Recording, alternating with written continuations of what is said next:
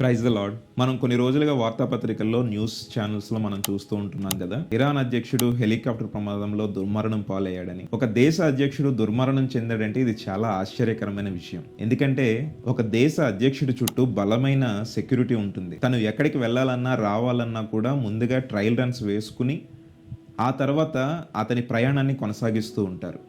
అటువంటిది ఒక అధ్యక్షుడు చనిపోయాడు అని అంటే దాని వెనకాల బలమైన కారణం ఉంటుంది కదా. అది ఇప్పటి వరకు వారు కనుగొనలేకపోయారు. వారు ఏమంటారంటే ఇజ్రాయెల్ మీద ఆ నెపాన్ని మోపుతూ ఉంటారు, మా దేశ అధ్యక్షుడిని చంపించారు అని. ఎందుకు ఇజ్రాయెల్ మీద వారు ఈ విధమైన ఆరోపణలు చేస్తున్నారంటే ఈ వీడియో పూర్తిగా చూడండి. నేను సింపుల్గా మీకు అర్థమయ్యే విధంగా నేను చెప్పడానికి ప్రయత్నిస్తాను. ఈ ఇబ్రహీం రైజీ అనే ఈ అధ్యక్షుడు చాలా క్రూరమైన వాడు, ఒక నియంతలా పాలించేవాడు. నియంత అంటే తెలుసు కదా, తను చెప్పిందే జరగాలి, తను చెప్పిందే చెయ్యాలి. ఆ దేశంలో ఎవరైనా కూడా ఇతను చెప్పిన విధంగానే నడుచుకోవాలి. ఇతను ఇజ్రాయేల్ని ప్రపంచ పటంలో లేకుండా చేస్తాను, దాన్ని తుడిచిపెట్టేస్తానని వాగ్దానం చేశాడట. ఇజ్రాయేలు దేశం లేకుండా దాన్ని నేను ఆక్రమించుకుంటాను, దాన్ని తుడిచిపెట్టేస్తాను అని ప్రతిరోజు అనుకునేవాడట.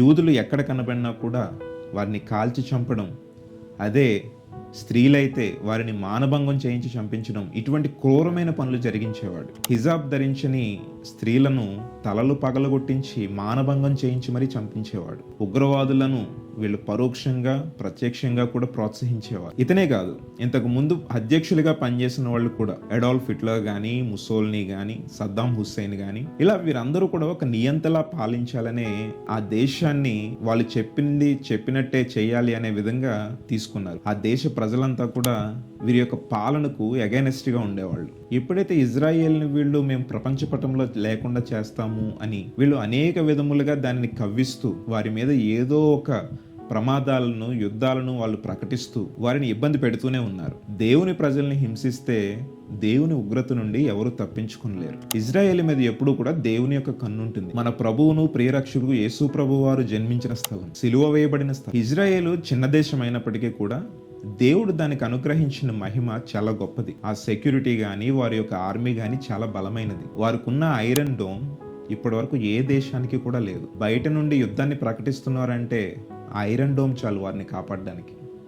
అంత టెక్నాలజీతో కూడుకున్న ఇజ్రాయెల్ను వీళ్ళు నాశనం చేయాలని, దేవుని ప్రజల్ని హింసించాలని ఎప్పుడైతే అనుకున్నారో దేవుని యొక్క ఉగ్రత నుండి ఎవరు కాపాడలేకపోయారు. ఇశ్రాయేలును కాపాడువాడు కునుకడు నిద్రపోడు. ఇది ఓన్లీ ఇజ్రాయెల్ అనే కాదు, దేవుని బిడ్డల్ని హింసిస్తే ఖచ్చితంగా దేవుని యొక్క ఉగ్రత నుండి ఎవరు కాపాడలేరు అనడానికి ఇది ఒక నిదర్శనం. మనం ఏమి విత్తుతామో తిరిగి దాన్నే కోస్తాం కదా. వీళ్ళు చావును, కక్షను, క్రూరత్వాన్ని విత్తారు, చివరికి దానినే వాళ్ళు రిటర్న్ కోసుకున్నారు. ఒక దేశ అధ్యక్షుని శవమును కొన్ని రోజుల వరకు వాళ్ళు వెతికారు అని అంటే దేవుని యొక్క ఉగ్రత ఏ విధంగా ఉంటుందో మీరు ఆలోచించండి. కాబట్టి దేవుని యొక్క బిడ్డలపై ప్రభువు కన్ను ఎప్పుడూ కూడా ఉంటుంది. ఎవరైనా వారిని హింసిస్తున్నారు అంటే ఖచ్చితంగా వారు దేవుని యొక్క ఉగ్రత నుండి తప్పించుకోలేరు. హామాన్ అనే వ్యక్తి కూడా ఈ విధంగానే చేశాడు కదా.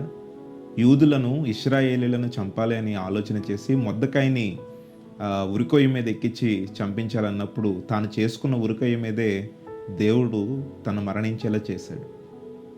కాబట్టి దేవుని బిడ్డలపై ఎప్పుడు కూడా దేవుని యొక్క కన్ను ఉంటుంది. దేవుని బిడ్డల్ని నశింప చేయాలనో లేదంటే వారిని హింసించాలనో చూసే వారి మీద ఖచ్చితంగా దేవుని యొక్క ఉగ్రత అనేది ఉంటుంది. సో ఇటువంటి మరిన్ని వీడియోలను మీకు అందించాలని, ప్రపంచంలో జరుగుతున్న సంగతులను మీ ముందుకు తీసుకురావాలని, రాకడ సమయంలో ఏమేమి సంభవిస్తాయో ప్రభువారు చెప్పారు కదా, అవన్నీ కూడా ప్రపంచంలో ఇప్పుడు జరుగుతూ ఉన్నాయి. సో ఇటువంటి ఆసక్తికరమైన సంగతులను మీ ముందుకు తీసుకురావాలని కొత్త సిరీస్ని ప్రారంభించాను. సో మరిన్ని సంగతులు, విషయాలను తెలుసుకోవడం కోసం మా ఛానల్ సబ్స్క్రైబ్ చేయండి. తరువాత వీడియోలో ఒక కొత్త విషయాన్ని మనం తెలుసుకుందాం. Praise the lord.